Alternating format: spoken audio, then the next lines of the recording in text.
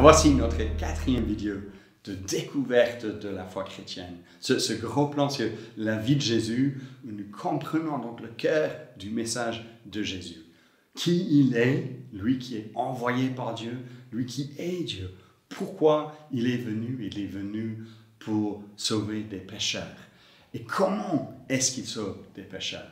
Il les sauve à travers sa propre mort sur la croix. Et dans cette dernière vidéo, nous allons donc demander, mais qu'est-ce que Jésus demande de nous? Comment nous devons réagir face à ce que Jésus a fait, face à ce que Jésus demande de nous? Et donc, nous allons de nouveau voir quelques versets tirés de l'évangile de Marc. Et pour nous aider, nous commençons au chapitre 12, parce qu'ici, nous voyons que Jésus anticipe sa mort et ensuite il anticipe sa résurrection. Que dit-il au verset 10 du chapitre 12? Il dit que la pierre angulaire, la pierre qu'ont rejeté ceux qui construisaient est devenue la pierre angulaire.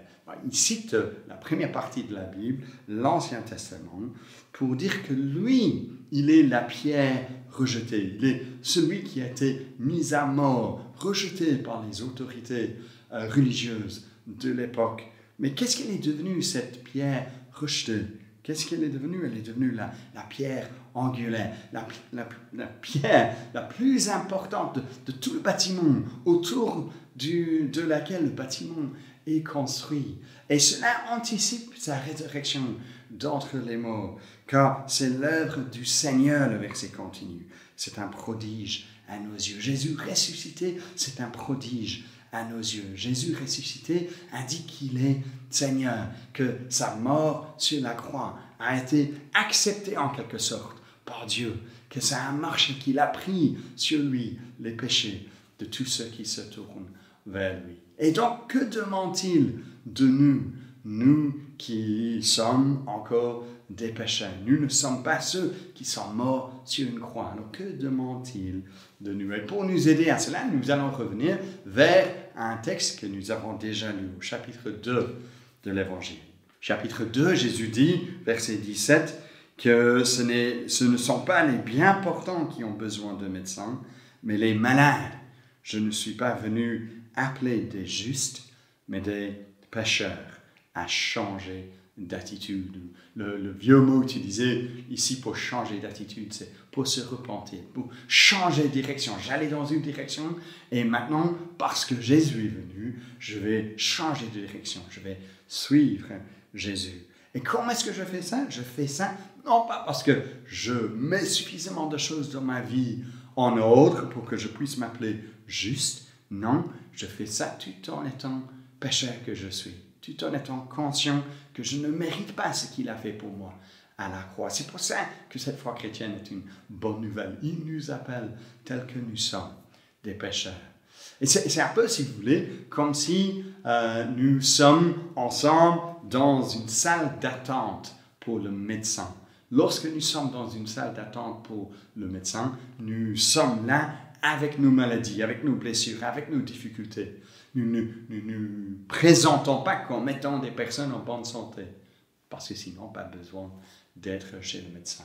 Mais si nous sommes, par contre, dans une salle d'attente pour un entretien d'embauche, à ce moment-là, j'essaie de m'habiller tout à fait correctement, le mieux possible. J'essaie de me présenter le mieux possible pour que je sois accepté par cette société. Mais nous approcher de Jésus, c'est pas d'être comme dans une salle d'attente pour une embauche d'un travail. C'est plutôt d'être dans une salle d'attente chez le médecin. Jésus connaît comment nous sommes, mais dans sa bonté, il nous appelle des pécheurs à lui. Un dernier texte donc, de ce parcours, cette découverte de la foi chrétienne, pour nous aider ce que Jésus donc demande de nous. Marc chapitre 8, Jésus nous dit ceci au verset 34. Puis il appela la foule avec ses disciples et il leur dit, « Si quelqu'un veut être mon disciple, qu'il renonce à lui-même, qu'il se charge de sa croix et qu'il me suive. » Quels sont les différents éléments que Jésus met en avant pour être un disciple? Si quelqu'un veut être mon disciple, qu'il renonce à lui-même. Première chose, au lieu de suivre ma propre voie, de dire ma vie m'appartient, non, le chrétien, le disciple de Jésus, tourne dans l'autre sens et dit non, maintenant je renonce à ce que moi je voulais et je m'approche de Jésus tel qu'il est. Mais qui est-il? Il est le Seigneur. Donc je ne peux pas lui demander de me sauver, de pardonner mes péchés, tout en poursuivant ma propre voie. Parce que si je fais ça, je suis en train de nier ce qu'il est. Si je m'approche de lui comme étant le Sauveur, je m'approche de lui comme étant le Seigneur, celui qui a le droit de diriger ma vie. Et donc je renonce à moi-même et je commence donc à suivre le Christ. Ensuite, il dit qu'il se charge de sa croix. Jésus, en chemin vers la croix, devait porter la croix. C'était l'indice qu'il allait vers sa mort. Et Jésus demande à ceux qui veulent le suivre donc de mourir à eux-mêmes, de ne plus mettre ce que eux ils estiment comme étant ce que eux ils veulent pour la vie en première place, mais de dire non, Seigneur, je suis prêt, même si ça va me coûter, de te suivre. Je vais faire ce que toi tu veux dans ma vie, sans que je prends en compte le coût de cela. Non, je suis prêt à accepter que ce serait coûteux. Et évidemment, aujourd'hui, suivre Jésus, ça vient avec un coût. Peut-être un coût dans votre famille, parce qu'on risque de se moquer de vous. On risque de vous accuser de nier la culture de votre propre famille. Peut-être un coût par rapport à vos amis. Peut-être un coût par rapport à votre travail. Peut-être un coût dans d'autres domaines de la vie. Mais Jésus dit que le disciple de Jésus est prêt à se charger de sa propre croix. Pourquoi? Parce que nous suivons Jésus qui, lui, s'est chargé de sa croix. Et troisième chose qu'il dit, simplement qu'il me suive. Cela, dans un sens, c'est clair, n'est-ce pas? Mais c'est aussi facile d'être quelqu'un qui regarde 4 vidéos sur un site d'un parcours de la vie chrétienne, de la foi chrétienne, sans pour autant s'engager nous-mêmes à suivre Jésus. On peut observer Jésus. On peut prendre du plaisir à lire l'évangile de Marc et comprendre des choses sur Jésus. Mais Jésus demande qu'on le suit, que nous lui donnons, lui faisons confiance dans notre vie.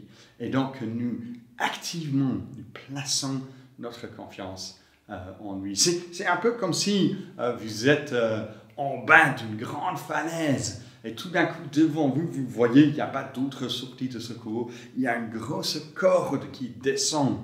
Et vous vous dites, c'est intéressant cette corde, mais je n'ai pas envie de m'accrocher dessus. Mais le seul moyen d'être sauvé, c'est de vous accrocher à la corde. Sinon, la corde est là, mais la corde n'est pas utile pour vous.